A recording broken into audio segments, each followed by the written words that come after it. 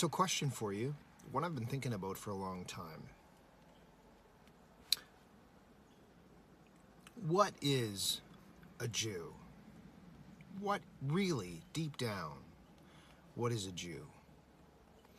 And I don't mean religiously what is a Jew, like what does a Jew believe that would make them a Jew, like a certain belief in a certain God or certain practices or anything like that. I don't mean that. And I also don't mean ethnically. There are some people who claim Jewish ethnicity. When I ask what is a Jew, I don't mean that. I'm asking something more specific, and that is, psychologically speaking, and even more specifically, psychophysiologically speaking, what is a Jew? What is Jewish? Psychologically and psychophysiologically. What is Jewish? What is a Jew? So for a moment, I don't care what you believe. I don't care what anyone believes. I'm talking about the psychology of someone who's Jewish. And it seems, as is usually the case on many topics, there is only one person who is very direct and blunt and honest in his answer to that question. This person, in his answer to that question, managed to, quite remarkably, resist any anti-Jewish impulse, even though his own people, his race, had a severe problem with that, with anti-Judaism, anti-Semitism. This guy managed to get to the bottom of the question without succumbing to that at all. He seemed to, and of course I speak of Nietzsche. Nietzsche seemed to have an immense amount of respect for the Jews. And he also seemed to have a lot of criticisms and many points of contention with the Jews. In fact, it was such a paradox and such a mixed bag that Nietzsche unfortunately left himself open to the charge of anti-Semitism. But of course, he only left himself open to people who don't think about things deeply. People who don't make subtle and sharp distinctions. To the average barbarian, and maybe today's average liberal, and maybe there's not much difference, he left himself very much open to the charge that he was an anti-Semite. In fact, the Third Reich appropriated, without understanding, his book, Thus Spoke Zarathustra. But even that is a little complicated. Because, as I think I've explained elsewhere, there are some things that Nietzsche shared with the Third Reich, even though he rejected most of it. But the ethos of not being Jewish, the warrior ethos, is something that they both seem to have in common. But that, my dear friends, is where the commonality ends. For as anyone who's read Nietzsche knows very well, it's not so much a question of what any group or individuals believe as much as if they believe in the state the government, the state, is the issue that Nietzsche obviously parted ways with everybody on. It's not that Nietzsche was against governance per se, but what he saw coming was something he called grand politics, before indeed the advent of grand politics, communism, fascism, whatever, throughout all over the world. It is the state that he disagreed with. It is the state that he tried to separate himself from. He saw the state as the coldest of all cold monsters. And whether that state is democratic, whether that state is communist, fascist, whatever, liberal, conservative, he saw the state as a grave monster hanging over the heads of humanity.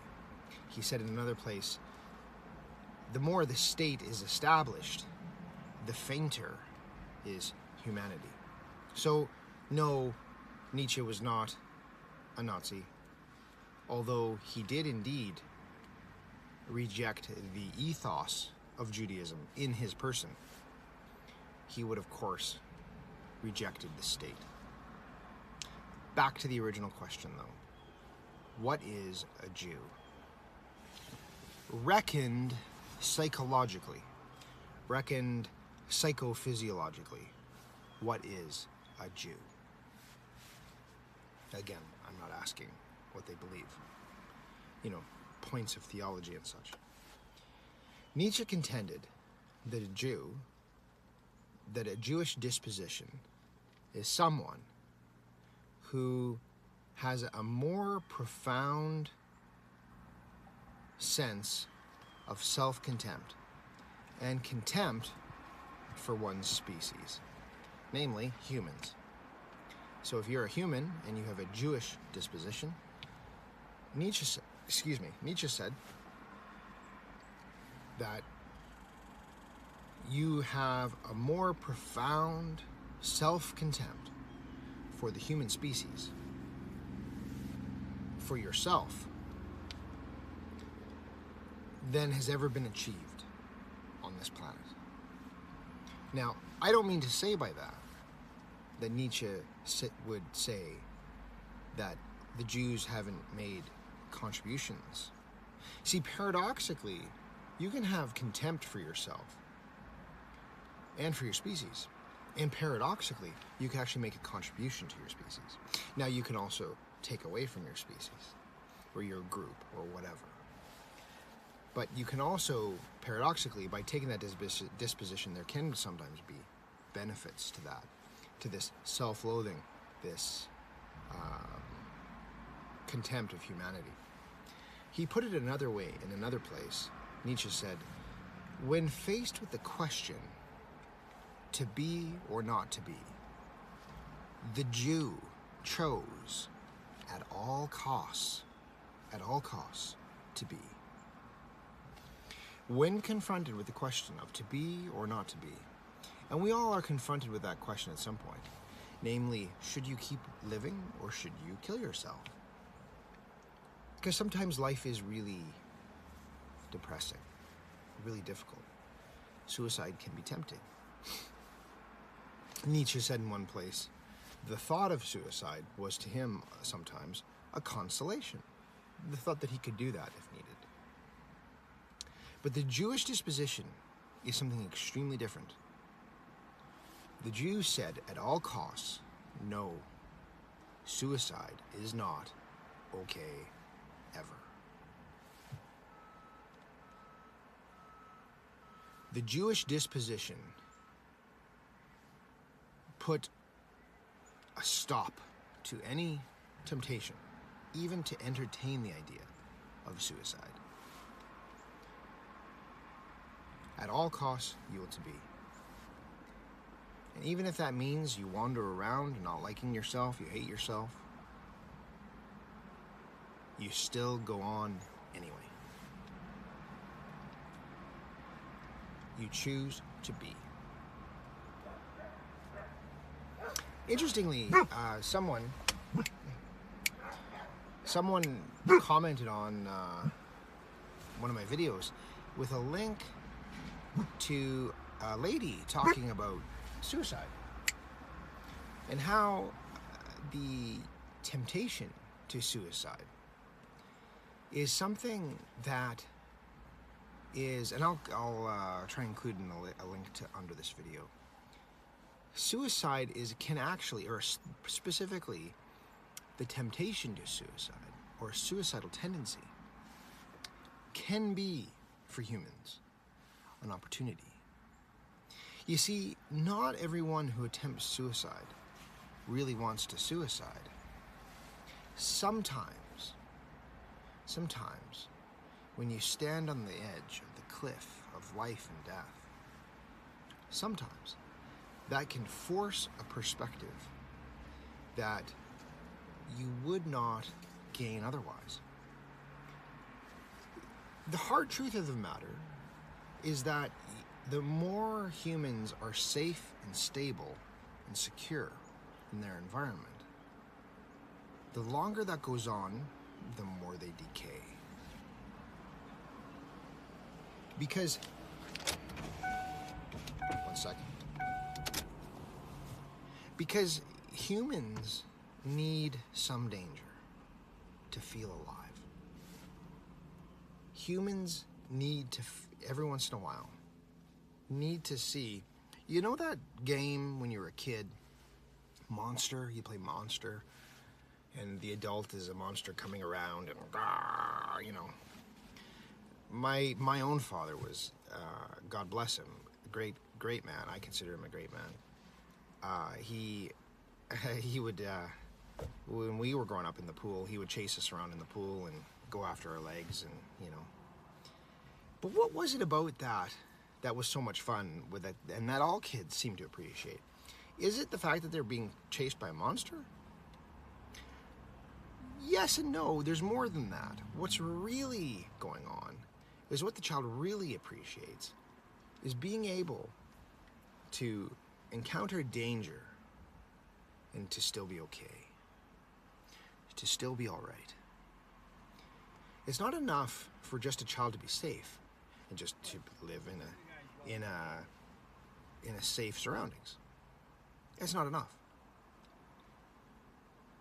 In fact, if a child never experiences some danger, some adventure, and they just live in a very wealthy, safe surroundings, the child will not do well. The child will decay.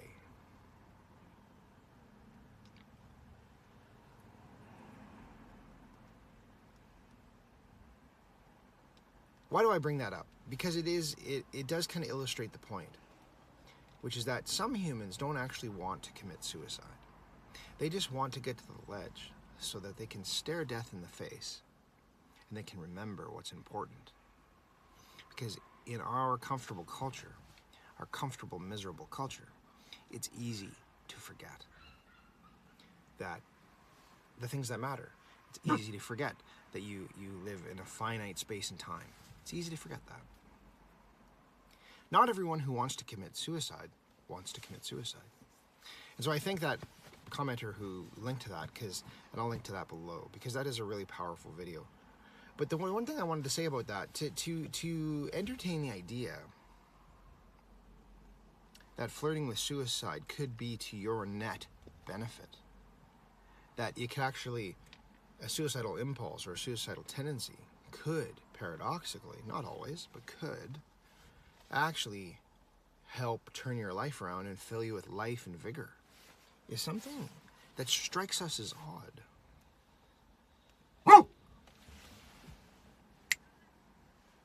And indeed, it does sound odd. But I would argue that that is the truth.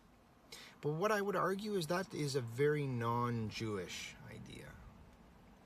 And indeed, Christianity, being an offspring of Judaism, that is a very non-Christian idea.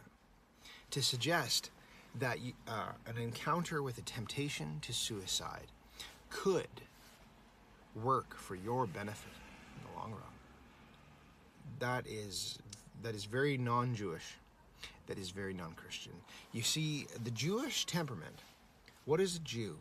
A Jew is someone who, when faced with the question of suicide, the potential of suicide, for oneself, for one's community, the Jew said at all costs, no, and you cannot even entertain that. But to be more specific, what is a Jew in our day and age? Well, the Jews have been around for forever. Yeah, and you don't fuck with the Jews. You don't try to eliminate them, because they'll always come back stronger. You see, that was it was kind of stupid on the Third Reich's part, and I'm no fan of the Third Reich. This idea to get rid of the Jews, just eliminate them. No, they'll always come back stronger. Because the Jew is someone who said, at all costs, we must continue. At all costs. And they will come back. You see, and a Jew is someone who, the Jews have been around for thousands of years. They are very well established. They know who they are. They know their customs. They know their history. They know their creation stories, their stories of the past that make them who they are. We all know them because we all come from Christendom. We are a part of that. The Jewish temperament, Judaism, is one of the most successful movements in human history. To think that one government or a few governments could wipe them out at one time is, of course, absurd.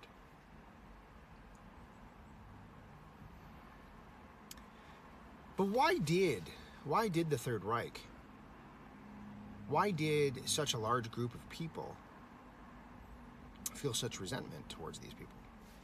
Well, I would like to suggest that it's actually pretty simple. The ethos of the people of the Third Reich was definitely non-Jewish. There would be times where they would consider that it is appropriate and even good for the group, for an individual to commit suicide. It's appropriate. And this other ethos over here, this Jewish ethos, was the opposite of that. Eventually an antagonism is going to come about. It's obvious. When you have a totally different worldview, there's going to be conflict. But it gets a little more complicated because the Jewish ethos has been around for forever. And they know exactly who they are. It's true that a Jewish disposition has a deeply suppressed self-loathing, of which, in the conscious mind of the Jew, he's not aware of anymore. It is so soundly established that in the mind of the Jew, he's not aware of it. The self-loathing, that to be at all costs, the Jew is not aware of that. I think the people who supported the Third Reich and other similar organizations, I think the problem with them was, yeah, they did sense that they had a totally different ethos. But they would often hold on to Christianity, which is paradoxically also a product of the Jewish ethos. And so essentially what people were trying to do is they were trying to get rid of the Jewish ethos, but they were doing a half-assed job of it. Do you remember Breaking Bad? Mike Ehrmantraut, he was talking to Walter White. Do you remember that? Do you remember that scene? He says, "Walter, no half measures. No half measures." Go watch that scene. Maybe I'll have a link. Go watch that.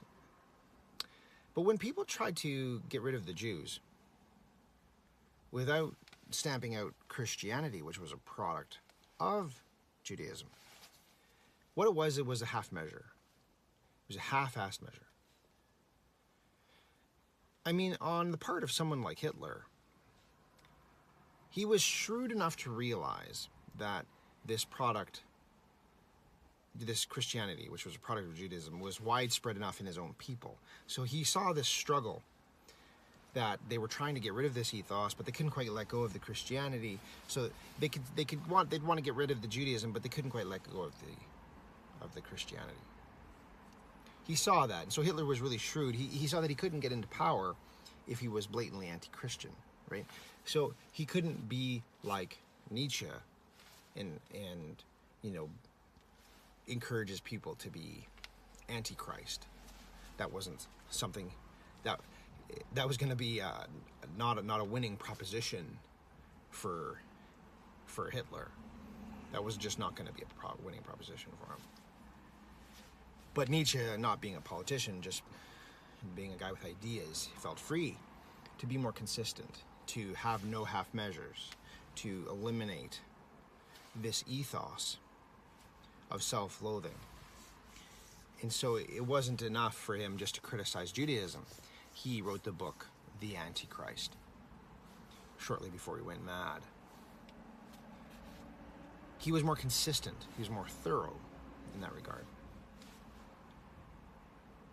And that is the problem with a lot of people who develop anti-Semitism. They hold on to other products of Semitism, namely Christianity. For what does Christianity forbid? What does Christianity forbid that Judaism also forbids? Suicide.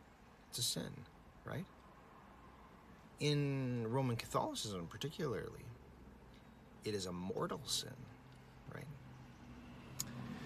There are sins that'll damn your soul and sins that won't, right? But in Roman Catholicism, yeah, it's definitely a sin that will damn your soul.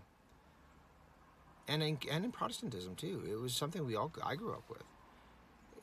It is bad to kill yourself.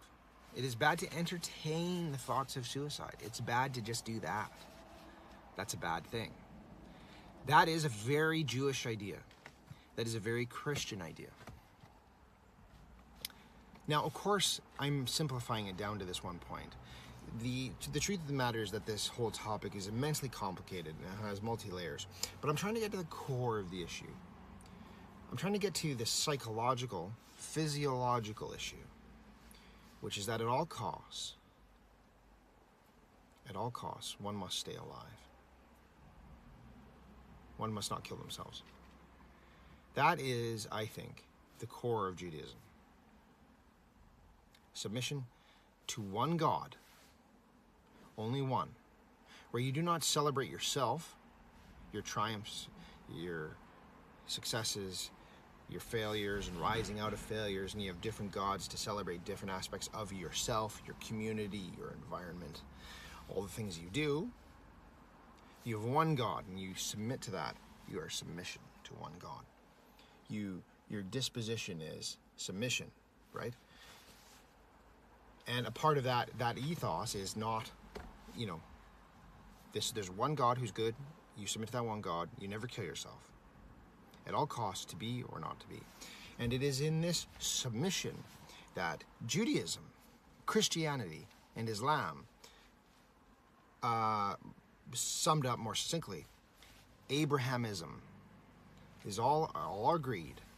There's lots of wars between Jews and Muslims and Christians or whatever. But this is all an in-house war. It's like the golden child versus the black sheep and other complicated issues. Dynamics that go on in every family feud. But fundamentally, it's Abrahamism. And this Abrahamism, Islam, although it hates the Jews, well, a lot, not all. Sorry, I should be careful. There's a lot of Muslims who dislike the Jews, a lot of Christians who dislike the Jews, and a lot of Jews who dislike other groups. There's lots of groups who dislike other groups.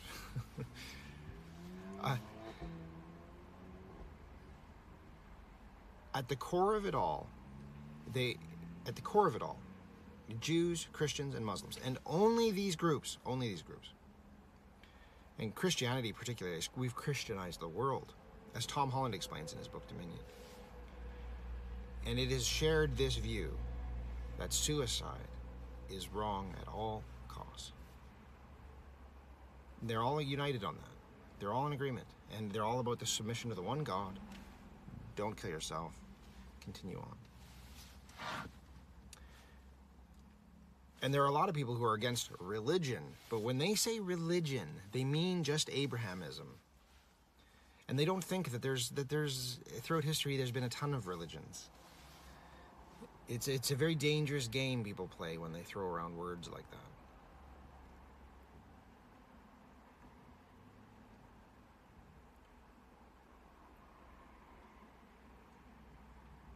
Now, so to sum up, what is a Jew? Well, you can answer the question, what is a Christian and what is a Muslim at the same time? And specifically, what is Abrahamic? Well, it's submission to one God. Whatever that God is, submission to the one God. And a profound contempt for humans. Specifically, as in the story of Adam and Eve, that it was bad to eat the fruit. Everyone Abrahamic agrees on that premise. Of course, Nietzsche took a contrary view, right? Contrary view that, oh no, that was necessary. But that's very blasphemous. But all you have to do is look around in our world. And everyone's united on this, and I was too, united on that. It's wrong to kill yourself. It's wrong. No longer, though, do I have that viewpoint. I personally think suicide's a personal choice. I don't want anyone to do it. But I don't, I have no morality about it. Nor do I think it affects your eternal destination after you die. It is a personal choice. And I do think that there are some people who, when faced with the prospect of suicide, it could be an opportunity for them to turn their life around and to start something new and wonderful. And so in that sense, I guess I disagree with the Jewish, with the Christian, and the Muslim ethos. I mean, Muslims do, or certain sects of Islam do, like suicide bombings and stuff like that. But I think they still are united with the Jews and the Christians in the sense that just to kill you, just to end your own life, to choose to end your own life, not in service to a cause or anything, but just because you just have judged it not worth living. They would agree that that's a mortal sin. But I've come to a different conclusion. I think it's a personal choice, and there is no morality about it. And that for many people, it could be a start to a new life, that they could approach the cliff of suicide,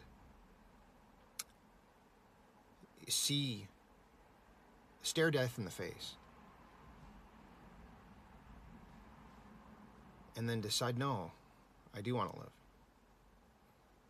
And in that regard, I guess I'm not Jewish. Although I'm very, although I'm very appreciative of the Jewish stories, the Jewish myths. They are part of my psyche and who I am. Of course I could, like Moses in the Red Sea, who could live without that story? I mean, it's a part of who I am, right? Adam and Eve. These are foundational things. So I can never escape it. The influence of the Jews. No one watching this video can escape it. No one has. It's impossible. But to really get to the core of what it is, a person can look at it and decide, I'm not really deep down fundamentally Jewish, Christian, or Islamic. For I think that suicide or suicidal thoughts could signal potentially a new life, a new beginning for you that approaching the edge of death and then coming back from it could be a very fucking good thing. Thanks.